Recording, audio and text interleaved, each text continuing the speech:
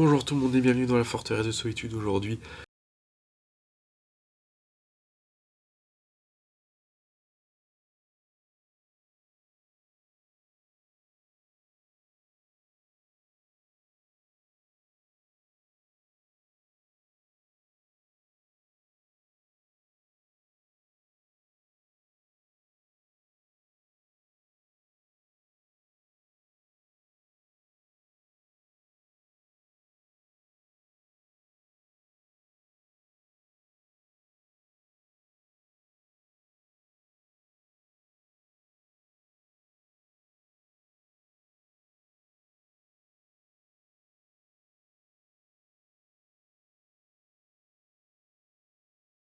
Préhensible, mais bon, je voulais vraiment vous parler des 6 premiers qui sont du coup de Geoff Johns et Gary Frank, les deux inséparables, qui nous parlent de la Légion des super-héros. Avec du coup cette édition, donc là on a comme d'hab, on a toujours le petit logo Urban, le titre Superman et la Légion des super-héros, et du coup c'est sorti en 2007 par rapport... Du coup c'est la suite du dernier fils, vu que ça c'était le tome 1, du coup on n'a pas l'équivalent du tome 2, pour l'instant c'était Bizarro je crois.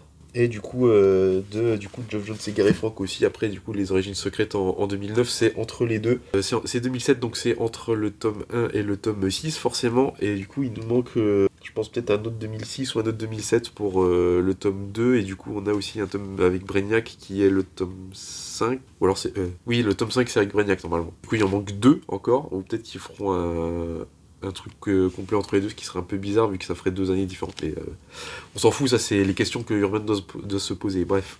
Du coup, ça fait 376 pages pour 26 balles. C'était pas 25, c'est 26 balles. 376 pages, du coup, c'est du coup forcément Urban, c'est du paperback. Vous avez l'habitude. Maintenant, vous avez la petite frise qui vous dit que ça se passe du coup bien en 2007. Après, du coup, on a 2006, forcément le dernier fils, et du coup, ils ont rajouté Final Crisis et les origines secrètes en 2009. Et ce qu'ils ont pris dans l'ex, ils ont cité Final Crisis 52, Zero Hour, Superman le Marais, ok.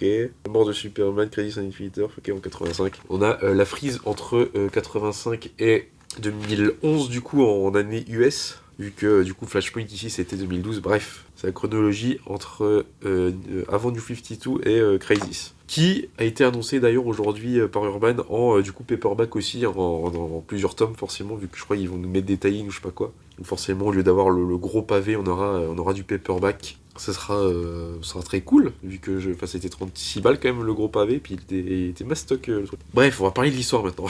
Du coup, donc j'ai dit Geoff Johns, Gary Frank, du coup George Perez pour la deuxième partie. On a au milieu le numéro de Batman et la Légion des super-héros qui est dessiné par Joe Prado, qui ressemble un peu à ça.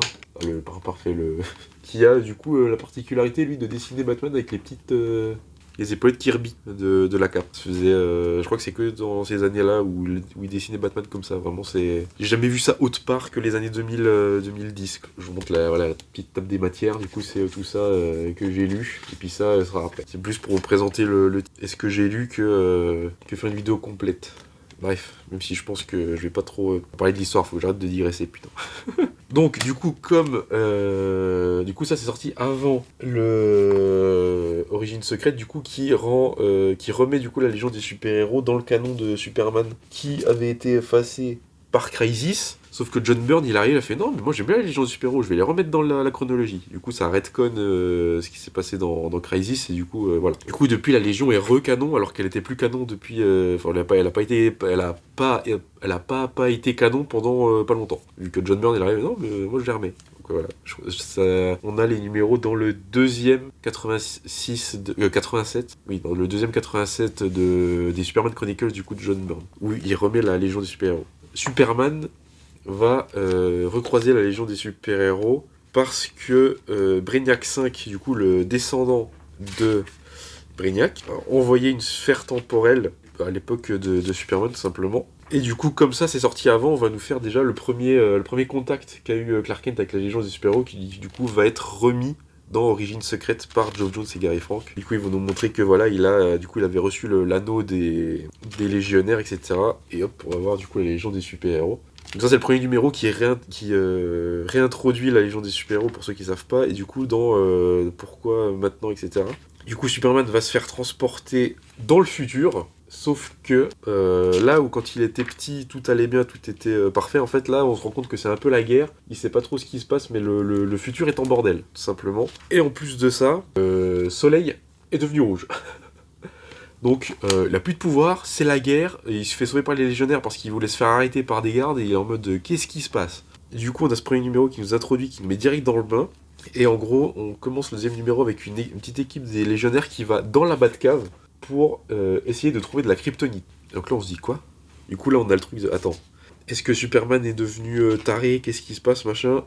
Eh bien non, ce sont les super fascistes qui sont terriens. Oh c'est dommage ça quand même.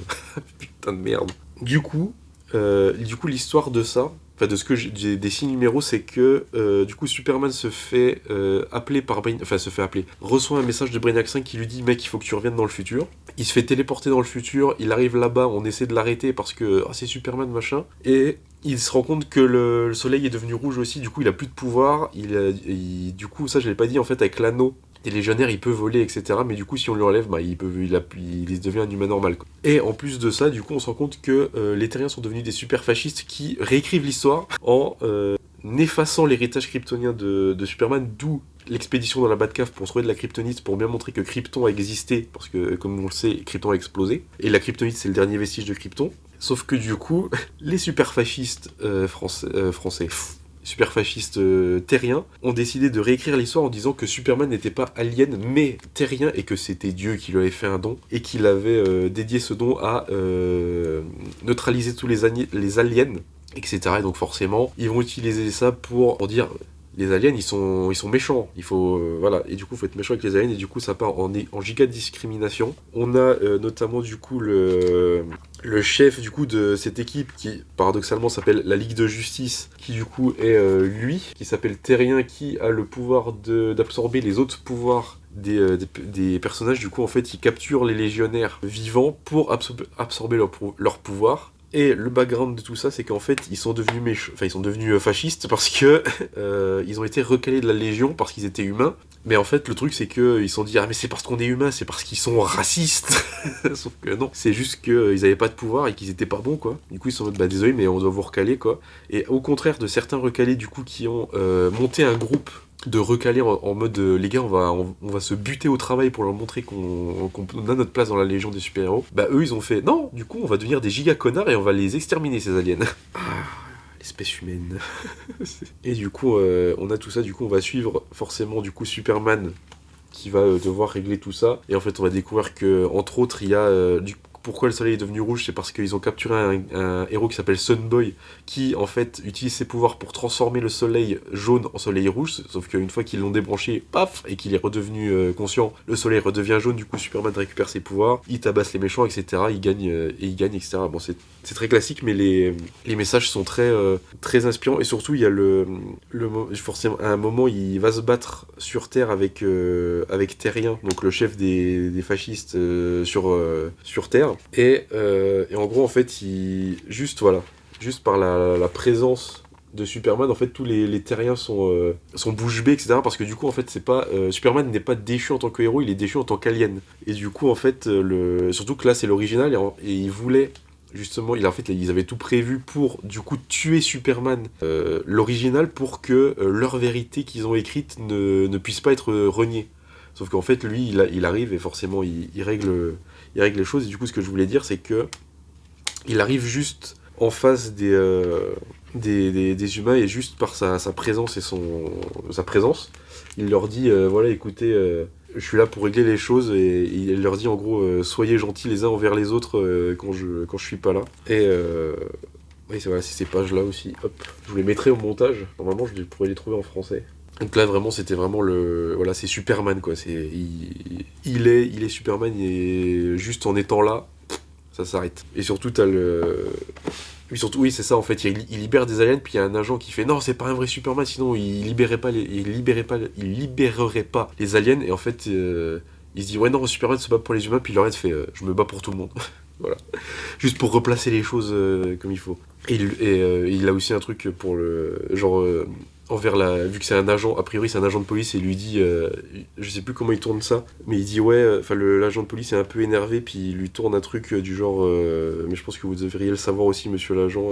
Et voilà, il lui dit je me bats pour tout le monde, et vous devriez le savoir, monsieur l'agent, si, entre guillemets, bon, les policiers qui tabassent les gens pour rien, voilà quoi. On a un peu marre. Mais du coup, cette première partie, elle est très très cool. Et franchement, oui, ça vaut l'achat de...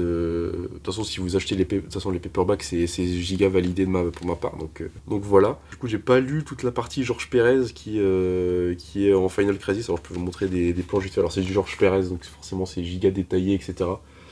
Georges Pérez qui a notamment scénarisé et dessiné Wonder Woman Dieu est mortel, qui, je crois, n'est plus dispo en dur, mais qui dans mon inconscient, vu que là en plus là justement aujourd'hui ils ont annoncé des paperbacks genre de 86, bah, notamment Crisis, et puis un autre qui s'appelle Legends, que je ne sais pas du tout ce que c'est. Vu ce qu'ils font, je me dis il y a un monde où peut-être, vu qu'ils voulaient pas faire de Wonder Woman Chronicles, il y a un monde où Dieu est mortel ressort en paperback, du coup de Georges Pérez. Et alors je sais pas comment ils feront. Je pense qu'ils feront un Dieu est mortel tome 1, peut-être ils vont faire peut-être pas deux tomes, parce que je crois que c'était des trucs mastoc de 400-500 pages quand même, les dieux immortels. Mais bref, il y a un monde.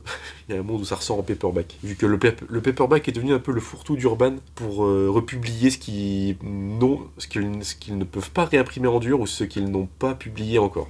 Notamment ça, vu que c'était notamment du coup Origine Secrète, vu qu'ils voulaient arrêter la spéculation, ils ont refait ça en priorité, et les Geoff Jones Green Lantern, que moi du coup j'ai en dur, et que beaucoup a priori n'ont pas pu avoir en dur. Mais voilà. Donc moi je vais continuer. De toute façon, cette collection-là du Super... Je voulais de toute façon lire le Superman de Geoff Jones, pardon. Du coup je vais continuer la collection quand la suite sera annoncée, etc. Voilà, moi je vous dis, c'est tout ce que j'ai à dire. Du coup c'est très très cool, vous pouvez foncer dessus. Puis surtout, ça c'est un truc que je crois c'est First Print. Non, c'est Mindphobia justement qui a dit que justement sur les paperbacks, le prix est imprimé dessus. Je vais essayer de... Je sais pas s'il fait le focus, mais... Vous avez le prix sur les paperbacks, du coup ça ne devrait pas bouger. Et ça c'est très bien. Du coup 26€, voilà, pour 300 pages, j'espère que ça sera le même prix pour tout le temps. Sinon de toute façon ils réimprimeront avec un autre prix, mais je pense pas.